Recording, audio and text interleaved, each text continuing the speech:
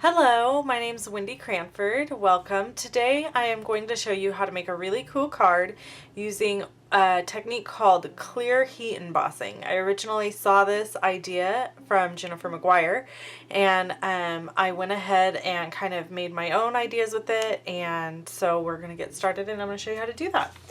The first thing you need is a piece of 4 1/4 by 11 inch cardstock. This is just Whisper White Stampin' Up! Cardstock. It's the thick version. And I scored it at 5 1/2 to make a top folding card. And then I have a piece of Whisper White thick cardstock, and it's cut at 5 inches by 3 3/4. And I'm just going to set that aside because we're not ready for it. I have a piece of Strathmore watercolor paper here, and it is cut at 2 1/4 by 5 inches. And I'm going to be using the smoother side of this cardstock, not the rough side. So we're going to use that. And then I have a piece of the In Color Stampin' Up! Designer Series paper from the In Color Designer Series paper stack. And this is just cut at 1 inch by 5 inches, and we're going to set that aside as well for the moment. We're going to get started with this technique just using our watercolor paper, and I've selected 3 colors of Stampin' Write markers to use. These are Stampin' Write markers by Stampin' Up!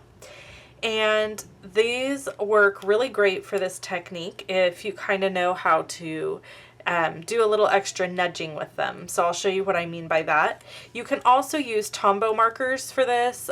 Basically any water-based marker. So distress markers, Tombow, these Stampin' Up! Markers would work great for this technique. So I'm going to use the brush tip of the pen, and I'm simply just going to go across the cardstock, scribbling back and forth. And you just want to be pretty liberal with your ink.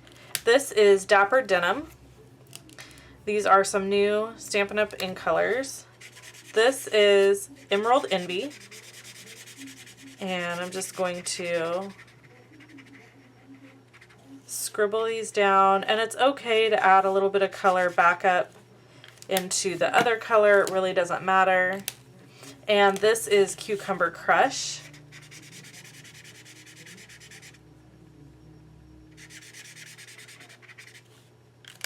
Then I'm going to go back with my Dapper Denim and add that one. A little tip for this technique is to use colors that blend really well together, that are kind of in the same color family or tones.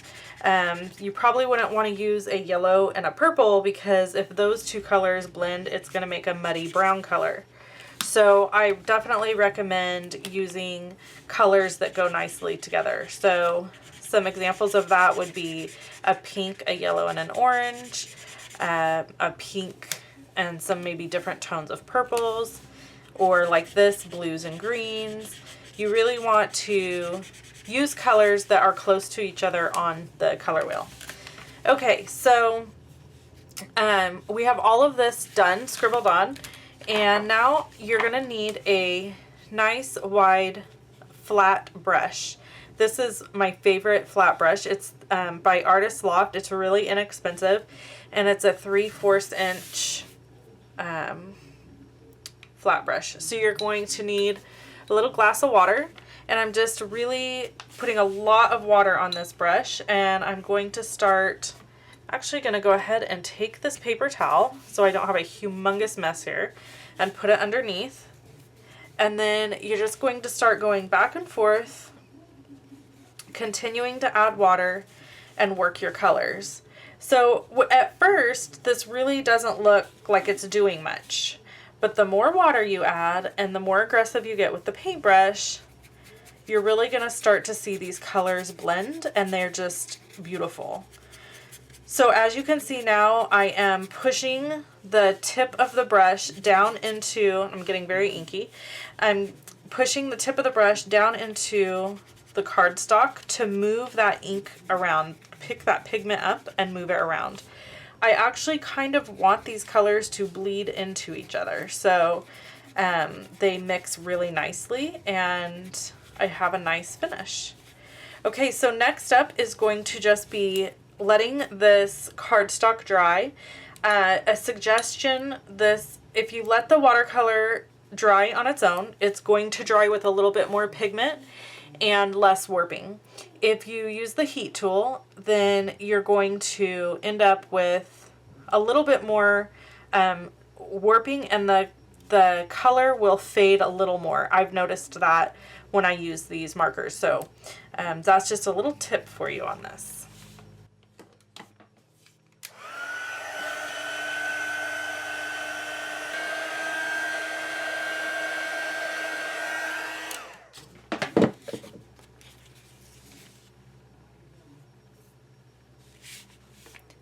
Okay, next up we are going to do our embossing.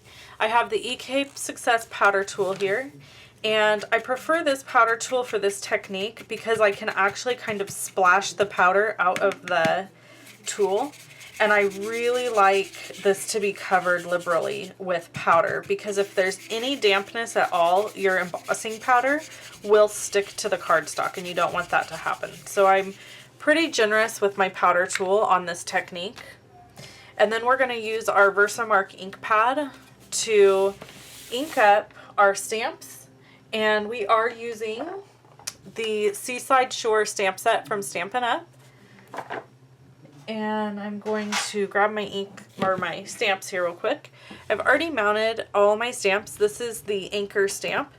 And I'm just going to ink it up and start kind of turning it in different directions and stamping it down. And if it goes off the edge of the paper, that's okay. I don't mind. So before I move on and do more inking, I want to know where those images are that I've already stamped. And because this is clear Versamark ink, you can't see that. So I'm using my clear embossing powder here, and you can get clear embossing powder from pretty much anywhere, any store. This is Stampin' Up ink or embossing powder. Okay, so now I know where my anchors are at, and I can see them. So I can go ahead and use my Versamark to add my starfish.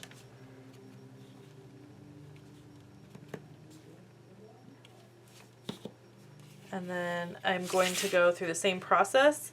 I kind of know where they are, but I just want to make sure. So I'm just going to add a little bit of powder. And then finally I have a little seashell that I'm going to add. This is a great masculine card because of the colors and the theme, with it being a sea theme. Or you could use it for anybody really, but it's a great masculine card. Okay, so I'm just going to go ahead and finish out all of my embossing powder. Now, before I move on, I made a little mistake and I pushed a little bit too hard and have some powder around the edges of a few of my images. So I wanted to show you, this is really easy to fix. I have this brush handy that is just my brush for removing embossing powder when I make a mess. And all you have to do is go in very carefully and remove the embossing powder from anywhere that you may have accidentally gotten it, or that it's stuck that it's not supposed to. This is really important to do because when you heat set this embossing powder, it's going to be clear and it is going to trap the watercolor underneath where you heat emboss, and that's the goal with this technique. So you definitely want to make sure that you don't have anything covered with embossing powder that you don't want to stay trapped. So we're going to go ahead and heat set this.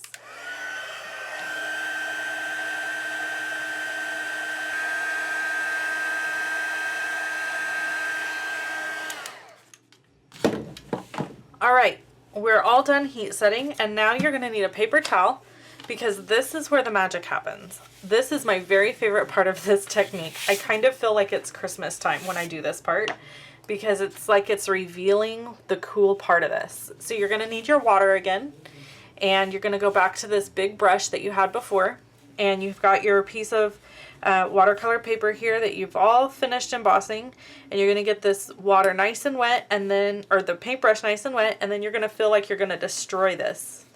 So you're going to start going back over it again with water, and it's going to reactivate that ink.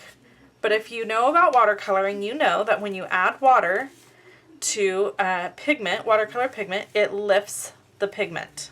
And that is our goal here. We want to lift the pigment out of this cardstock. Not too much, but quite a bit. Okay, so now we've done that, and we're going to go in, and this is where it's just magical. And you're going to take a paper towel or a cloth and just wipe away the excess water.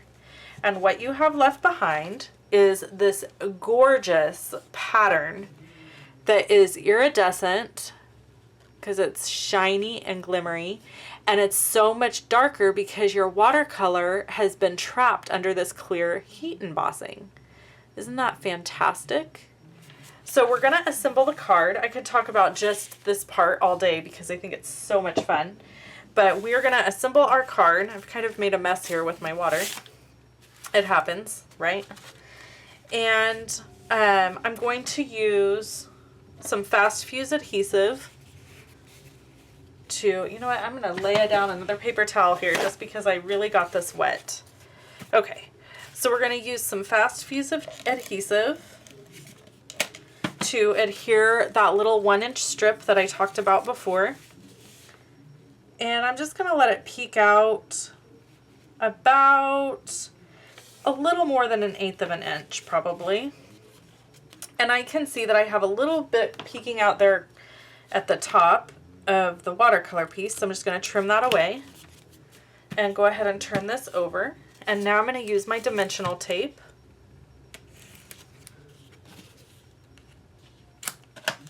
And we are really going to cover the back of this because it is a watercolor piece and it will kind of dry with a little bit of a warp to it, and we don't want that. So I'm going to remove the release paper and go ahead and line this up with the edge of my 5-inch by 3 3/4 inch piece. And then we're going to go back to our dimensional tape and add more dimensional tape to the back. And again, I'm being really liberal with my dimensional tape because I want this card to have a lot of strength to it. And then we're almost done. I'm going to go ahead and line this up into the center of my card base. And now the next and last steps are to just do a little bit of extra decorating and add my sentiment. So I have a piece of Whisper White cardstock from Stampin' Up! That is just a scrap piece. My Memento Tuxedo black ink. And I'm going to stamp my little Ahoy There sentiment that came out of this stamp set. And quickly fussy cut this. I am leaving a white edge around the sentiment. I don't want to cut all the way to the black edge. I want it to have a little bit of a frame around it. So I'm leaving the white edge with intention. And just take me a second here to cut this out. And the next thing that I'm going to do, once I get this adhered down, is I have these really cool epoxy stickers from Stampin' Up! And they just kind of add the finishing touch that this card needed. They almost look like bubbles to me.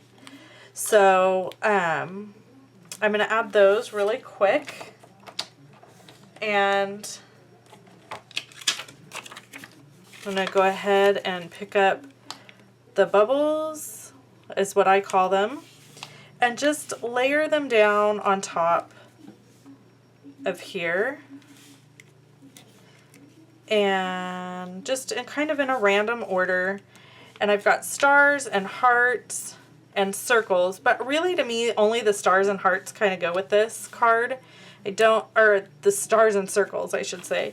I didn't really feel like the hearts went well on the card. So that is my finished card, and I do have one other to show you just so you can see that each time you do this technique you're going to get a little bit of a different look because it is watercolor.